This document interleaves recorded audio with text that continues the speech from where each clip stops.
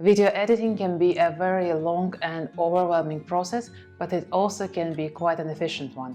In today's video, I will show my YouTube video editing workflow, and I will share some tips that make my work faster. Hope they will work for you as well. And let's get into it. The first step can start even before I start filming the video.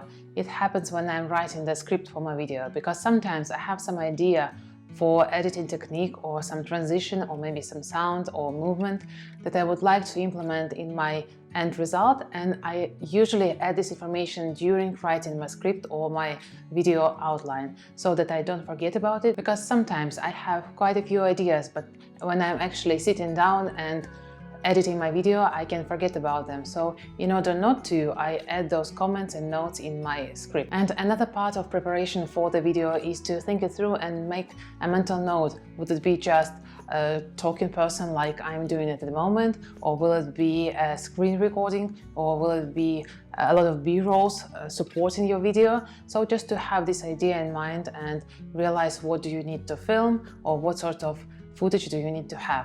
And after I film the video and necessary B-rolls and all the necessary screencasts, starts the video editing. So the whole process of editing for me starts with organizing all of the content that is needed for that video. It means that I transfer all my files from the camera, I transfer files from my audio recorder, I transfer files from my laptop if I do some screencasts or something else, and I'm also exporting or downloading any footage that I already thought I would like to use in my video. From the logistics perspective, I'm using network attached storage or NAS for my file storage and also for my video editing, and I have a file organization for both my videos and the videos I'm doing for other creators. So what I do is I create a new folder and put all the source files I mentioned before into this folder, and I also create a Premiere Pro project where I edit my videos. So I use Premiere Pro and After Effects for my video editing. It's really down to personal preference about which software to use, and it has minimal impact on the whole workflow. So if you are using something different, it still will be valuable for you to watch till the end of the video. What I do here is I create a new project and I create a new sequence, and I have my settings as 1080p and 24 frames per second because I like the feel and the look of these particular settings. Then I import all the source files and I start with my video file, and also I have a separate audio file because I record my audio separately. I first align them and make sure they are synchronized so that the sound of audio file is at the same stage as sound of the video file, and then I can start working on my video editing.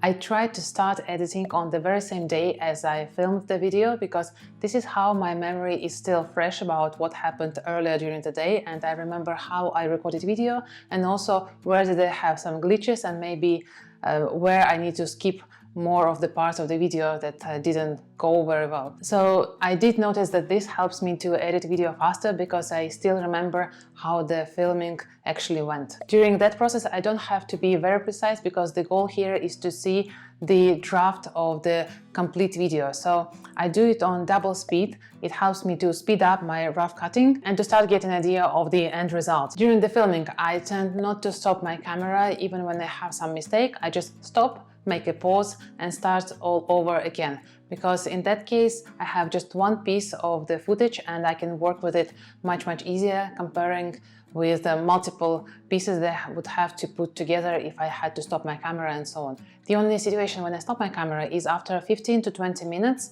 and I do it every 15 to 20 minutes because I know it's either overheating or it's something to do with battery, but sometimes it shuts down, and I had multiple occasions when I didn't notice it and was talking to camera but it was actually off. So I noticed that after about 15, 16 to 20 minutes, it's safe to switch it off and turn it on again and continue recording. And another important step here is to use your shortcut keys as much as possible, because if you are cutting multiple times during your video, it's better that you do it faster rather than clicking on the right mouse button and then choosing something from the menu. So make sure you spend some time setting up your hotkeys, and this will speed up your work really very much. So for me, for example, to speed up the video, I have to press L, and to cut and also remove the unnecessary part of the footage, I have to press R.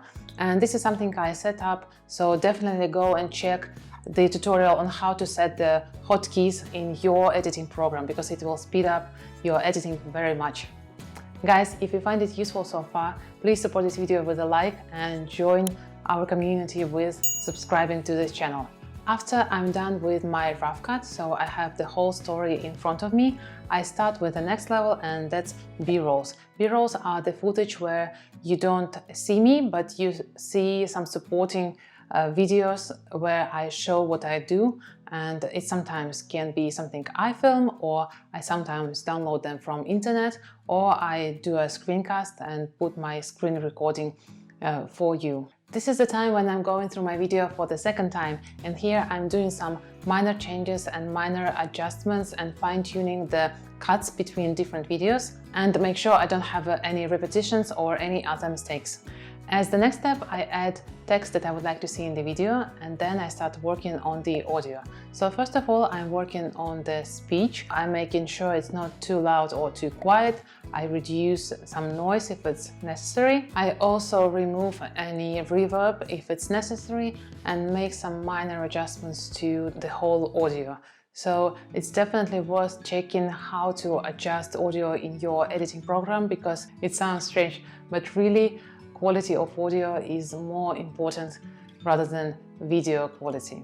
Then I add some music and also sound effects like typewriting or some pops, and I think one of the biggest struggle for me was to name the sound that I would like to hear in my video.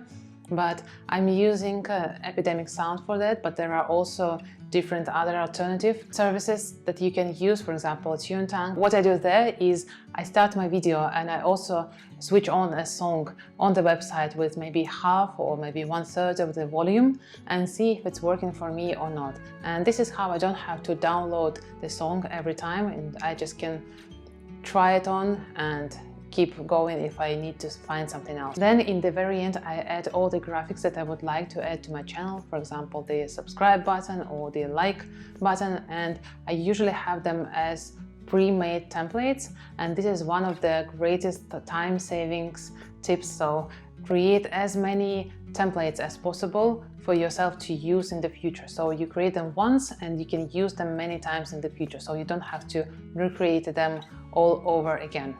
And then I do color correction and color grading.